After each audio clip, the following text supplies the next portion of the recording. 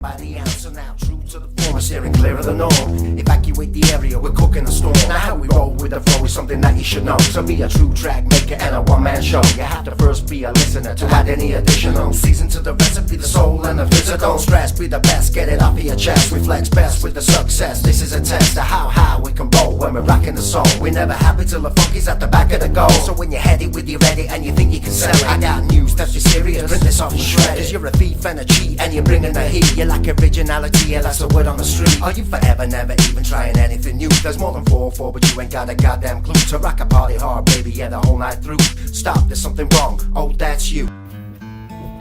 Now, a rumour has sprung forth from the deepest bowels of the also coveted covenants of the infamous Church of the SubGenius, heralding Bob Dobbs' long-awaited return. I said he'll appear like a flash on the 14th of May 2014 on the eve of the EU elections, and ironically, the 750th anniversary of democracy.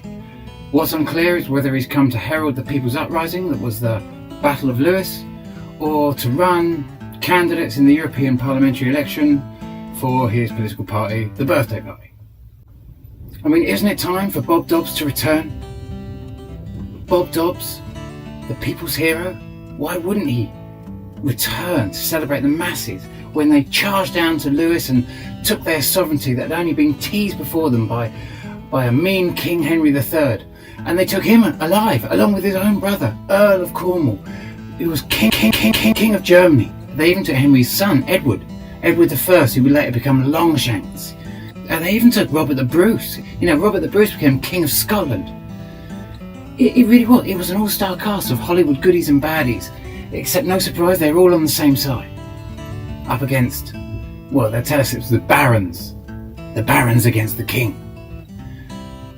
I don't buy that. No way. Lewes Castle was the first Norman armoury built in Britain. It was a state-of-the-art defensive, which was surrounded by all the king's horses and all the king's men. And that's king's plural, remember. Lewes Castle was absolutely crawling with the little frackers. To take on such a manoeuvre, it would have been suicide. Unless it was an uprising, and the barons had to choose the side, just like in the days of Cromwell, in the days of the Roundheads and the Cavaliers. This must be why Bob's returning. He's heralding the people's uprising. It's the people's birthday party.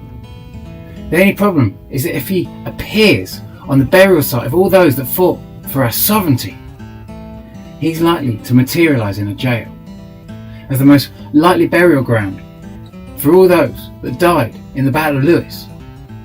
Has a prison, Lewis prison, built right on top of it.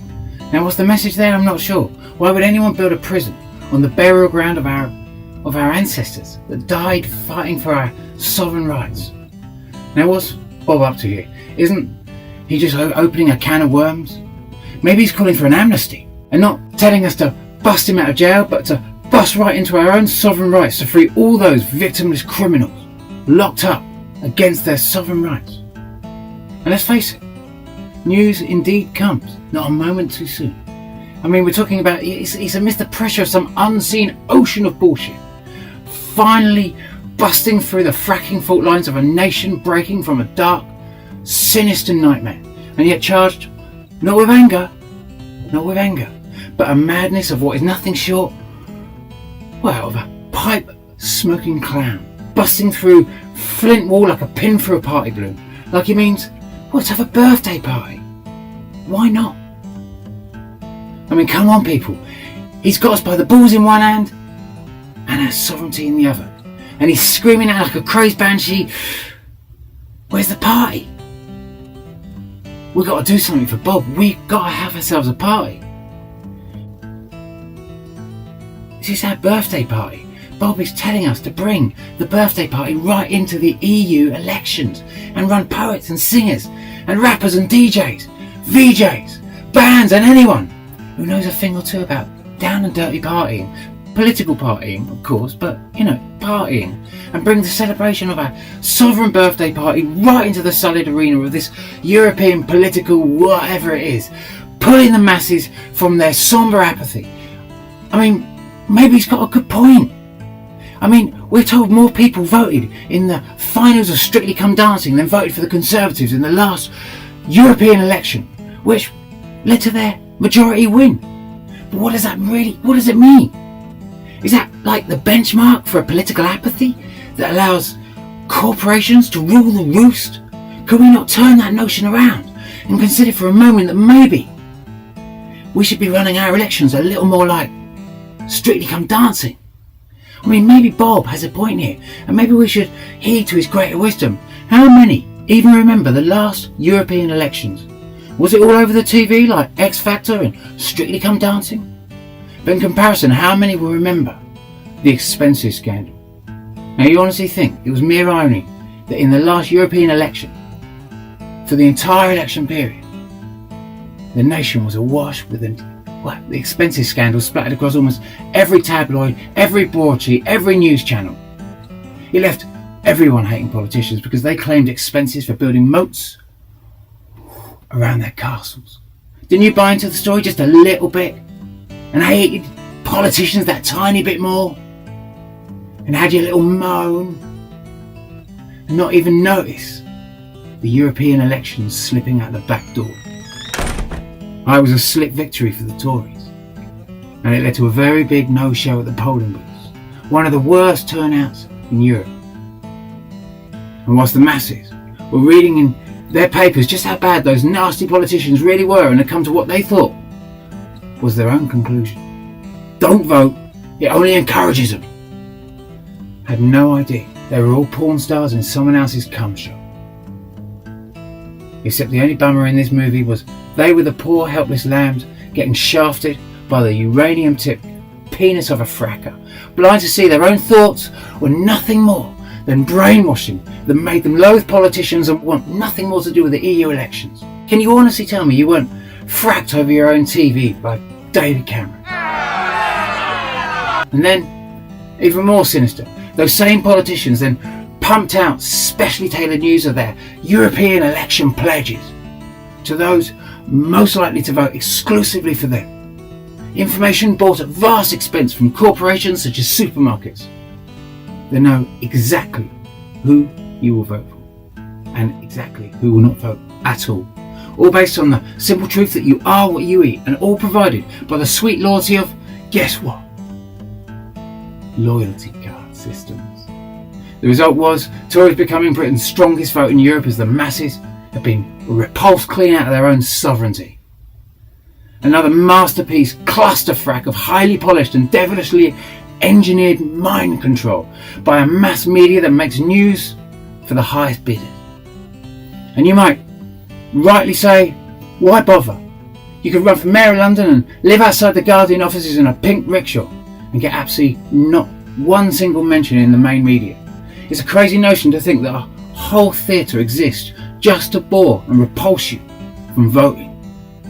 Makes you, aren't you tempted to create your own political party that costs only 150 quid, needs 2 people, and gives you your right for your own 24 hours members only bar to receive money without paying tax?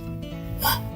I hear you whisper. And you're suddenly thinking, maybe Cameron won't be the only dog on the carpet licking his balls on election day. Maybe Bob's right, simply by looking at how we're all played in the last European election. We can see how we're to be all played in this coming election period. Our unsung heroes of 1264, not the barons and the kings, but the people who rose up and won our sovereignty. Well, they'll go unsung. Whilst the new expenses scandal will be revamped and pumped out through the media or whatever it is that drives a person away from utilising their sovereign vote. Is it the whole Ukraine debacle playing out? Well, we're fed these stories of how this is all the EU driving this coup d'etat. Is it really the EU? Or an unopposed minority in the EU using this as a voting deterrent? Or maybe it's fracking itself that comes with its own rhyming slang that keeps you so distracted from foreign wars being funded through these austerity cuts. But maybe then, perhaps not, perhaps the new expenses scandal is none other than the new non-voting messiah of glam rock himself, Russell Brand. Now, how many will buy Russell's story and choose not to vote in this coming election? Will he even spare a word for a proportionally run electoral system like in Europe, or our sovereign birthday party? Is he not calling for the same revolution we've kind of already won? To jump back on that same wall of non-voting, undoing our flies and bending us back over the TV to be frapped? Or is he doing the complete opposite and bringing some kind of cool, hip kind of meaning to the meaning of politics? I mean, certainly he's brought a lot of attention to the theatre story that is being fed to us by the media that keeps us moderately to completely repulsed. Hang on.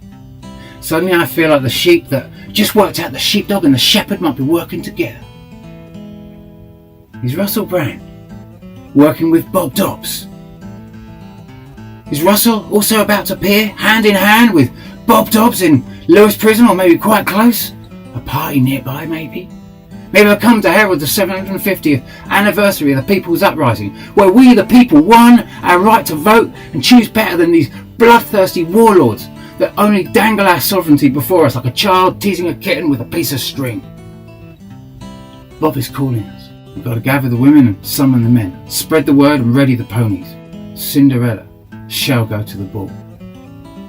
But before you get completely lost in inviting all your mates to your sovereign birthday party, does anyone know any rappers or poets, maybe some singers, DJs, songwriters, storytellers, maybe DJs, VJs, anyone who basically knows a thing or two about proper partying, has got the fracking balls to take a stand for their sovereignty and bring the party back into this, guys? It's the only way we're going to get back involved. There's no one getting involved. This is our sovereign. We've got the right to choose. You can't go to these protests and claim you've got no power to stop this agenda if you don't even vote. This vote belongs to you. It belongs to your ancestors. They fought for it. We're bored out of this because they can't override that. So you've got to step in, and the only way we're going to step in is with a party. Praise Bob.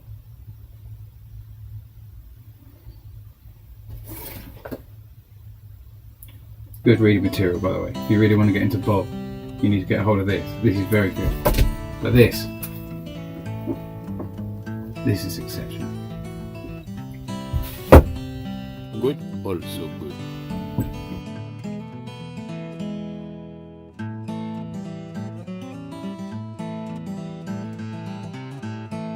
Which was surrounded by all the king's horses and all the king's men. And that's king's plural, remember. Lewis Castle was absolutely crawling with the little frackers. To take on such a manoeuvre, it would have been suicide. Unless it was an uprising. And the barons had to choose the side. Just like in the days of Cromwell, in the days of the Roundheads and the Cavaliers. This must be why Bob's returning. He's heralding the People's Uprising. It's the People's birthday party. The only problem is that if he, the Earl of Cornwall, who was king of Germany, they even took Henry's son, Edward I, who would later become Longshanks. They even took Robert the Bruce. Robert the Bruce became King of Scotland. It really was. It was an all-star cast of Hollywood goodies and baddies. Except, no surprise, they're all on the same side. Up against, well, they'll tell us it was the barons. The barons against the king. But I don't buy that. No way. Lewis Castle was the first Norman armoury built in Britain. It was a state-of-the-art defensory of democracy. What's unclear is whether he's come to herald the People's Uprising that was the Battle of Lewis, or to run candidates in the European parliamentary election for his political party, the Birthday Party. I mean, isn't it time for Bob Dobbs to return? Bob Dobbs, the people's hero? Why wouldn't he return to celebrate the masses when they charged down to Lewis and took their sovereignty that had only been teased before them by a mean King Henry III, and they took him alive along with his own brother? There's more than 4 but you ain't got a goddamn clue to rock a party hard, baby, yeah, the whole night through. Stop, there's something wrong. Oh, that's you.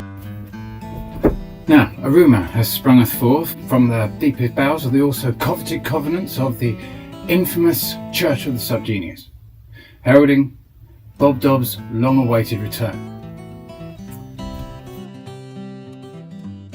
I said he'll appear like a flash on the 14th of May 2014 on the eve of the EU elections, and ironically, the 750th anniversary.